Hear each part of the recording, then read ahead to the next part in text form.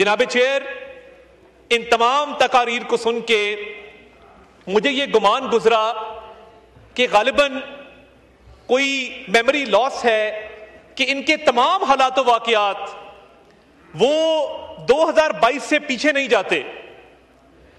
یہ ایاک نعبد و ایاک نستعین تو پڑھتے ہیں مگر اہدنا الصراط المستقیم نہیں پڑھتے. یہ ایسے دستور کو صبح بے نور کو تو پڑھتے ہیں مگر اس کھلے جھوٹ کو، ذہن کی لوٹ کو، میں نہیں مانتا، میں نہیں جانتا، یہ نہیں پڑھتے.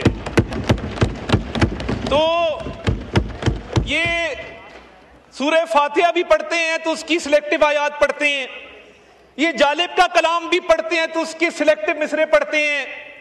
یہ جب فسطائیت کی بات بھی کرتے ہیں تو جو ان کے ذہن کے مطابق فسطائیت ہے اس کی بات کرتے ہیں. میں نے سمجھا کہ جب یہ کہہ رہے ہیں کہ صبح بے نور کو اور ایسے دستور کو، مجھے یہ گمان آیا کہ غالباً مینار پاکستان کے سائے کے تلے اس ریفرینڈم کے جلسے کے اندر خان صاحب نے یہ فرمایا ہوگا اس وقت کے حکمران کو کہ ایسے دستور کو، صبح بے نور کو میں نہیں مانتا، میں نہیں جانتا. وہ بھی نہیں نکلا کیونکہ یہ پولنگ ایجنٹ تھے، یہ صف اول کے سپاہی تھے.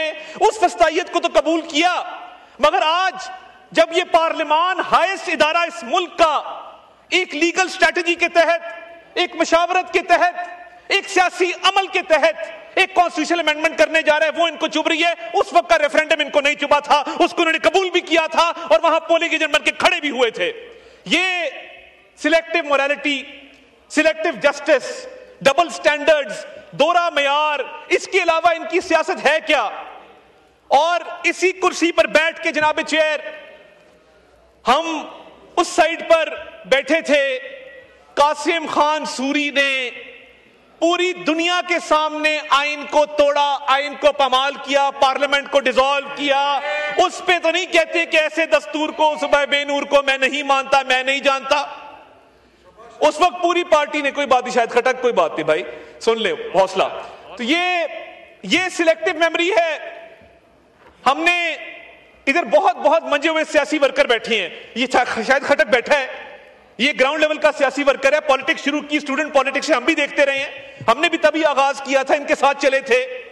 ادھر بڑے بڑے پرانے لوگ بیٹھے ہیں، ایسے لوگ بیٹھے جن کے بزرگوں کے ساتھ ہمارے بزرگوں کا تعلق تھا. ایسے لوگ بیٹھے ہیں کہ جن کے ساتھ ہماری جماعت کا تعلق تھا، ہماری جماعت میں رہے، ہماری جماعت سے منسلک رہے.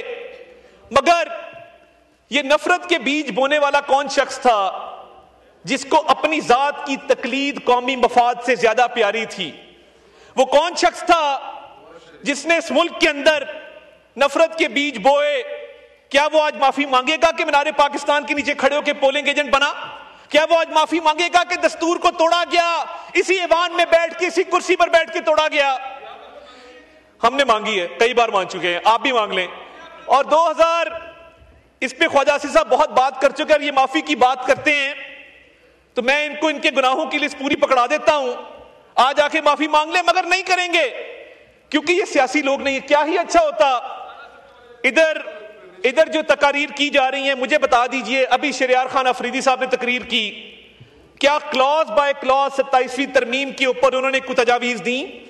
کیا انہوں نے کہا کہ اس کلاز میں اس کو بہتر کر لیں، فلاں کلاز کے اندر فلاں چیز لے آئیں؟ جناب والا، ان کی جو سلیکٹو میموری اور جو سوچ ہے وہ کیونکہ 2020 سے پہلے نہیں جاتی، تو میں تھوڑی یاد دہانی کرا دوں کہ انہی کا دور حکومت تھا. ہم انہی بینچز پر بیٹھ کے ان کو سمجھاتے تھے کہ یہ سیاسی مخالفت ہے، اس کو دشمنی میں تبدیل مت کرو. ہم نے، پیپلز پارٹی نے، دیگر جماعتوں نے ایک چارٹر آف ڈیموکریسی کیا اس ملک کے اندر. اس چارٹر آف ڈیموکریسی کا کیا مقصد تھا؟ افہام و تفہیم سے معاملات کو آگے چلانا، ڈیموکریٹک پروسیس کو اسٹرینتھن کرنا. انہوں نے جو کام 2017 میں کیا اور جس طریقے سے یہ چور دروازے سے اقتدار میں آئے، آج اس کی بھی معافی ان کو ایوان کے اندر مانگ لینی چاہیے. اور یہ لوگ جنہوں نے اس وقت، آپ فارم 47 کو تو ان کو اپنے منہ سے بات ہی نہیں کرنی چاہیے. میرے پاس ایسے ایسے لوگ یہاں بیٹھے ہیں بینچز کے اوپر کہ جن کو بند کیا گیا، جن کے رزلٹ تو دور کی بات ہے ان کو گھر سے نہیں نکلنے دیا گیا. یہاں پہ وہ لوگ بھی بیٹھے ہیں کہ جن کے پیارے دنیا فانی سے رخصت ہو گئے، ان کے جنازے نہیں اٹھانے دیے گئے، اور میں اس عدالت میں موجود تھا کہ جب شہزاد اکبر کے آرڈر پہ آج اچھا ان کی پارٹی کے اندر بھی مختلف فیکشن ہیں آج کل. ایک فیکشن ہے جو لیپ ٹاپ لے کے آتی ہے دور اقتدار کے اندر, بھکتتا ذہن قریشی ہے, بھکتتے یہ لوگ ہیں جدھر بیٹھے ہیں, وہ وہیں سے کیمرہ آن کرتے ہیں یوٹیوب کا اور وہاں سے پورا بھاشن جھاڑتے ہیں. وہ ہر دور میں آپ کو کیبنٹ میں بیٹھے نظر آئیں گے, فرنٹ سیٹ پہ بیٹھے نظر آئیں گے, حکمرانوں کے قصیدے پڑھتے نظر آئیں گے, مگر اتنا سا مشکل وقت آتا ہے تو سب سے پہلی فلائٹ جو پاکستان میں جاتی ہے اس کی سیٹ 1A کے اوپر وہ براجمان ہوتے ہیں. آج بھی وہ بیٹھ کے اداروں کی تصدیق کرتے ہیں, کس ایجنڈے پہ کرتے ہیں؟ اور یہ ان کی پارٹی کی پالیسی ہے گڈ کاپ بیڈ کاپ کھیلنا. ادھر کچھ لوگ بیٹھ کے سیاسی عمل کی بات کریں گے اور یوٹیوب کے کیمرے والے جو مختلف ممالک کے اندر مقیم ہیں وہ اداروں کے اوپر حملہ کریں گے. آج تک آپ نے سنا محمود خان اچکزئی صاحب کو, مجھے بڑا دکھ ہوا کہ 27ویں ترمیم میں انہوں نے کابل کی بات کی.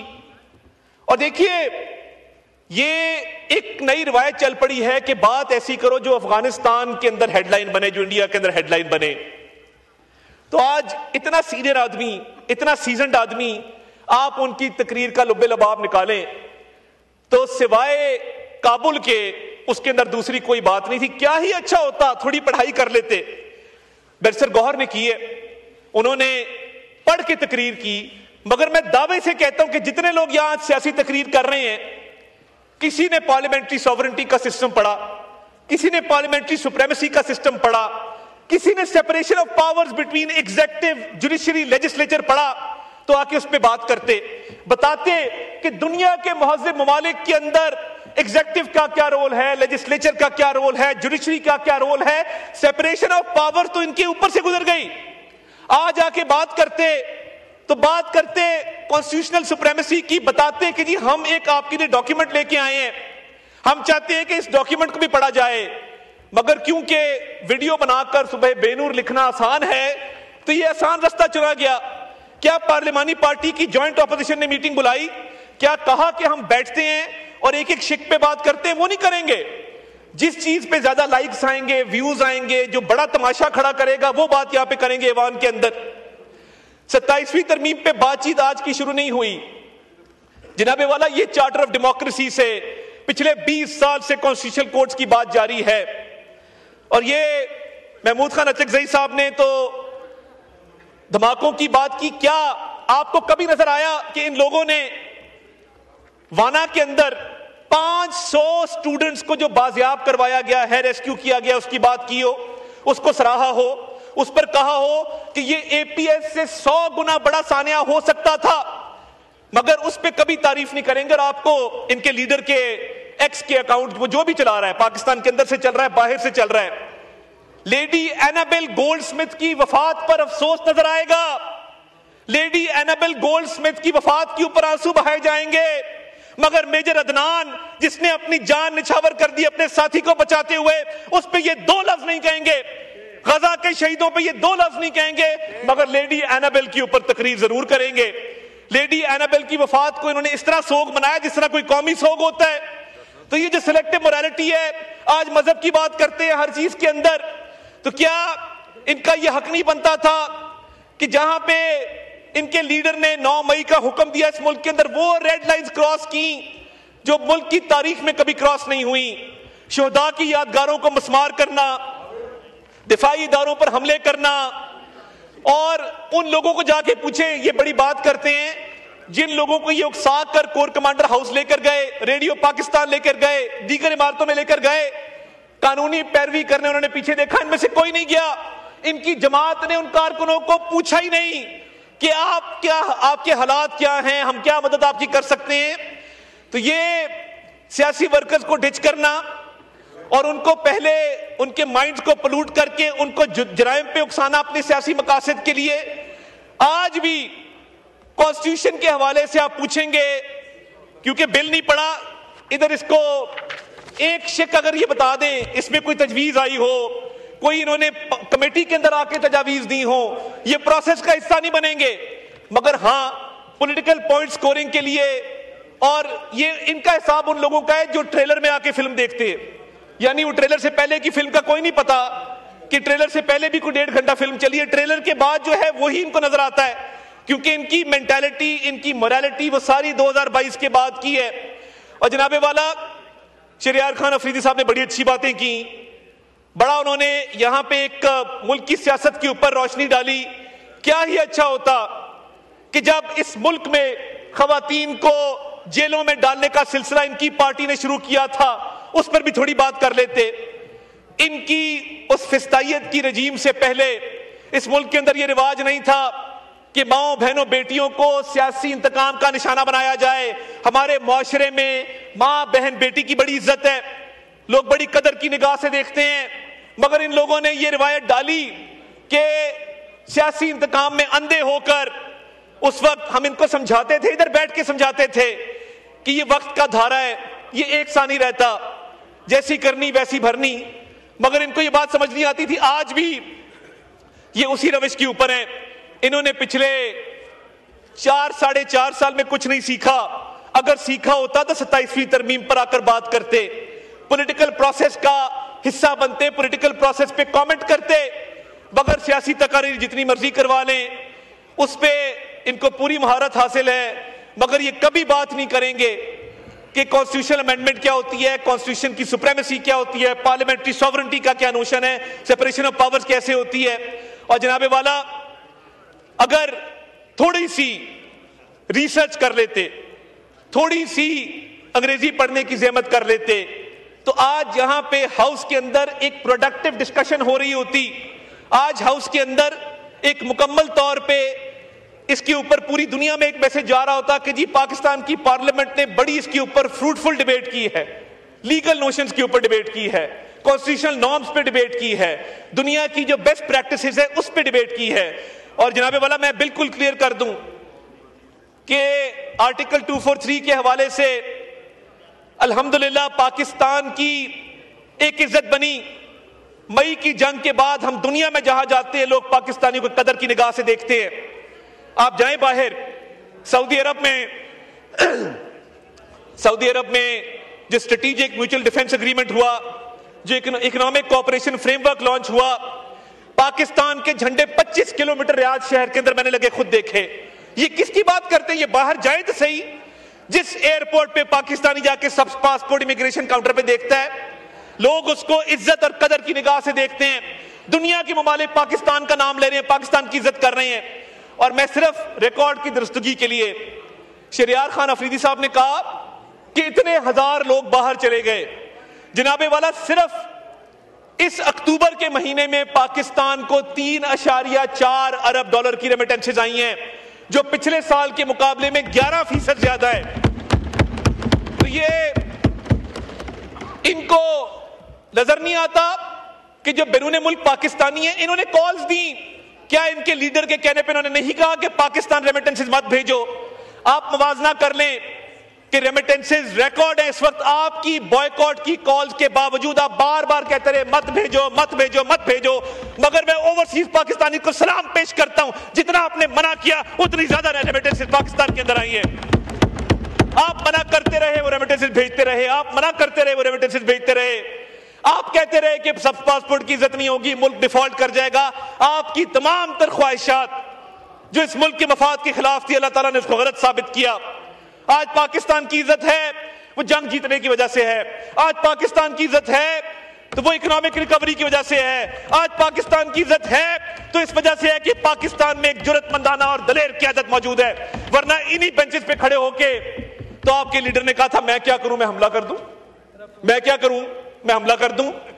تو پھر اس قوم نے دکھایا کہ جب لیڈر دلیر ہو, جب وزیر اعظم دلیر ہو, اس کے ساتھی دلیر ہوں, جب فیلڈ مارشل سید عاصم منیر جیسا لیڈر ملٹری قیادت کو میسر ہو, تو پھر وہی ہوتا ہے جو مارکہ حق میں بھارت کے ساتھ ہوا.